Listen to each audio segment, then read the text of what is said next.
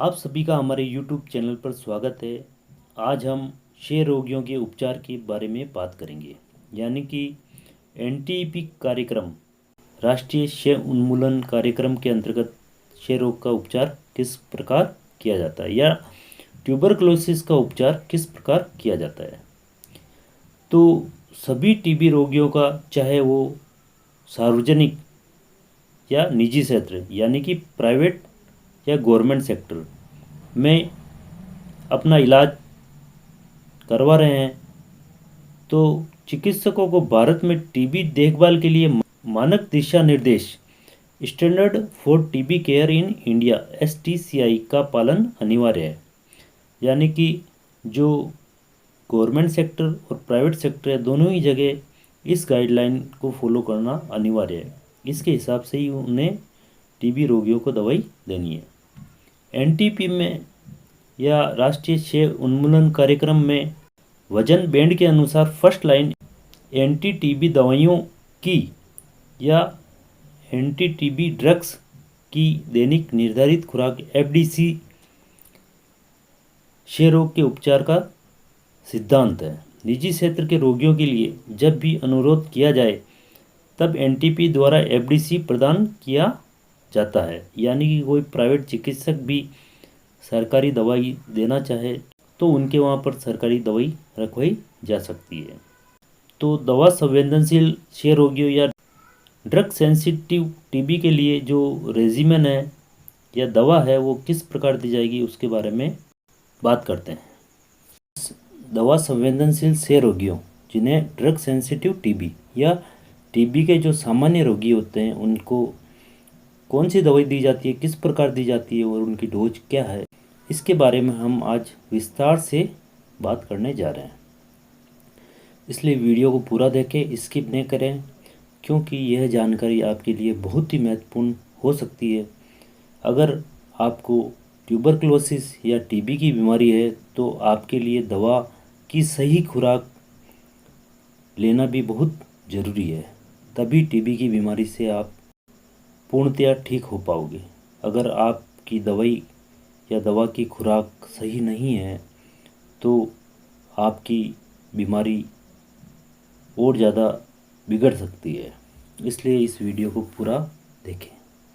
Regimen जो TB के मरीजों को दी जाती है उसे 2HRJD और 4HRE में बांटा गया है। 2HRJD का मतलब होता है कि 2 महीने HRJD की खुराक दी जाती है और 4 महीने HRE की खुराक दी जाती है।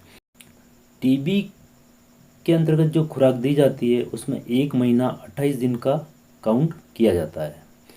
जैसे कि हम मोबाइल का रिचार्ज कराते हैं तो 1 महीने का 28 दिन का होता है, उसी प्रकार टीबी की दवाई भी मरीज के लिए 28 दिन की होती है। तो यह रेजिमेन जो दवा संवेदनशील टीबी है, सामान्य टीबी है, उसमें H और R संवेदनशील टीबी के मामलों और अज्ञात संवेदनशीलता जिनका DST या ड्रग्स सेंसिटिविटी टेस्ट नहीं कराया गया, ऐसे मामलों या इस पैटर्न वाले मामलों के लिए उपचार 2 चरणों में दिया जाता है। इसमें पहला है इंटेंसिव फेज, जिससे IP कहा जाता है। इसमें 8 सप्ताह या 56 खुराक होती है। इसमें आइसोनियाजाइड H, जिसे H भी कहा जाता है, इसके साथ रिफाम्सिन R, पायरिजनामाइड जिसे Z कहते हैं, और इथेम्बुटोल E के रूप में वजन बैंड के अनुसार, यानी कि वजन के अनुसार दैनिक खुराक में प्रत्यक्ष अवलोकन कर दिया जाता है। IP 56 दिन की खुराक होती है, जिसे 8 सप्ताह में भी बांटा गया है। इसमें 4 तरह की दवाइयाँ टीबी के मरीज को दी जाती है। दूसरा होता है कंटिन्यूअस फेज, जिसे CP कहा जाता है। CP में दैनिक खुराक के रूप में 16 सप्ताह यानी कि 112 खुराक दी जाती है। CP में आइसोनियाजाइड, रिफाम्सिन और इथेम्बुटोल दी जाती है। इस चरण में पायरिजनामाइड को नहीं दिया जाता है। चिकित्सक के क्लिनिकल निर्णय के आधार पर टीबी के कुछ मामलों में CP को 12 से लेकर 24 सप्ताह यानी कि 3 से 6 माह तक बढ़ाया जा सकता है, जैसे CNS TB, skeletal TB, disseminated TB आदि।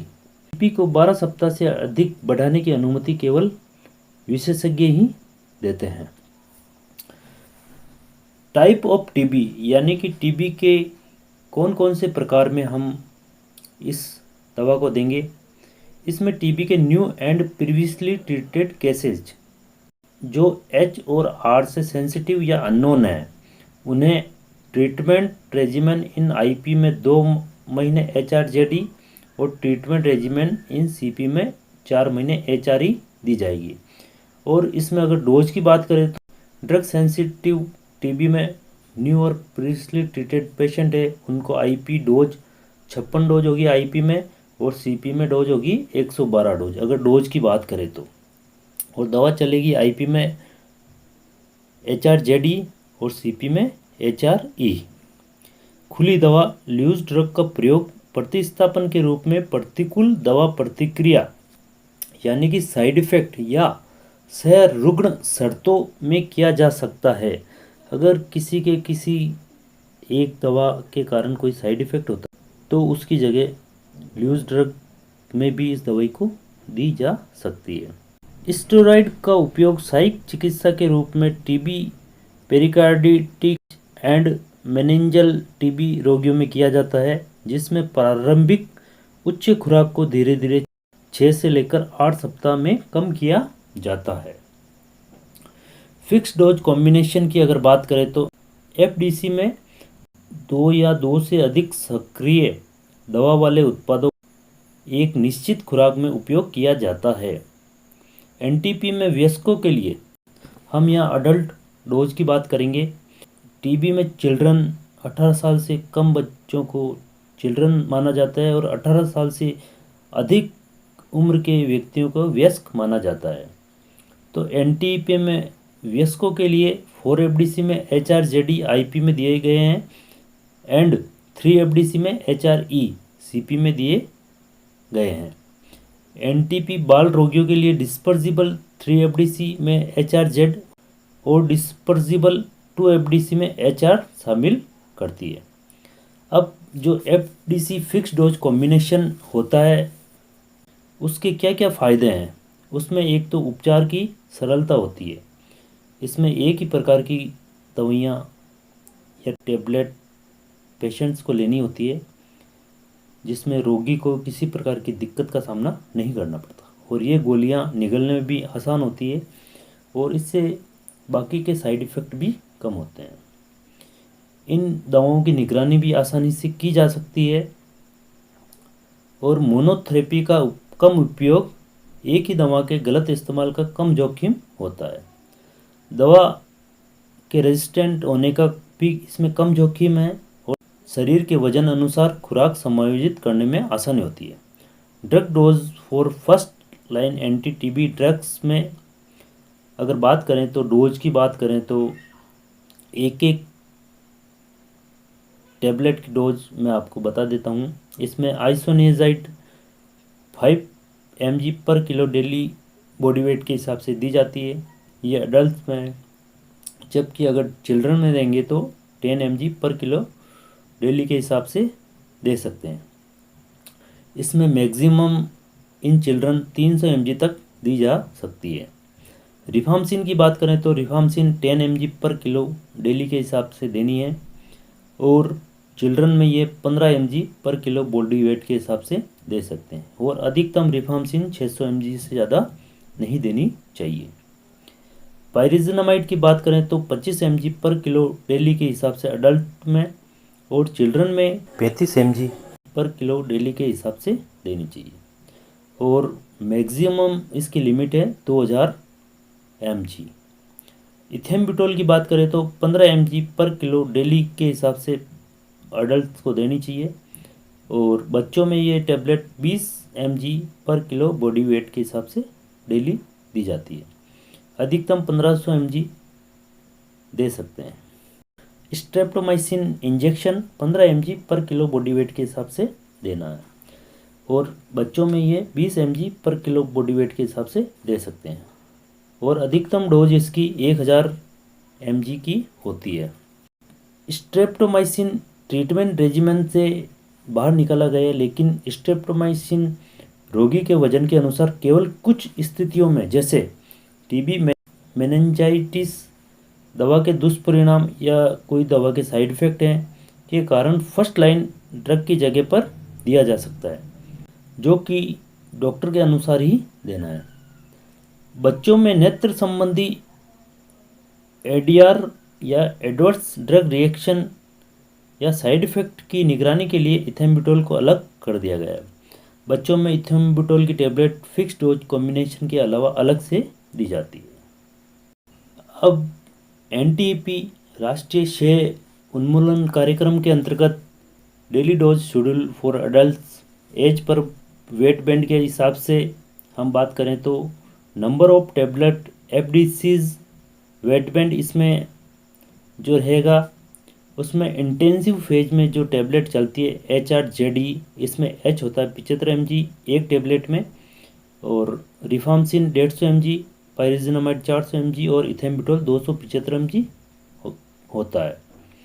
और सीपी में HRE टैबलेट चलती है जिसमें H 75 mg, रिफाम्सिन 150 mg और इथेम्बुटोल 275 mg होता है।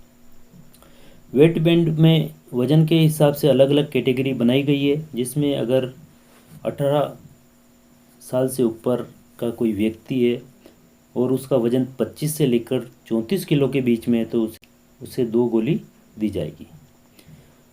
और अगर 35 से लेके 49 साल तक का व्यक्ति है तो उसे 3 टैबलेट दी जाएगी। और अगर वज़न 50 से लेकर 64 किलोग्राम के बीच में है तो 4 टैबलेट दी जाएगी। और वज़न 65 किलो से 75 किलोग्राम के बीच में है तो 5 गोली दी जाएगी। और 75 किलो से अगर अधिक है तो उसे 6 गोली दी जाएगी।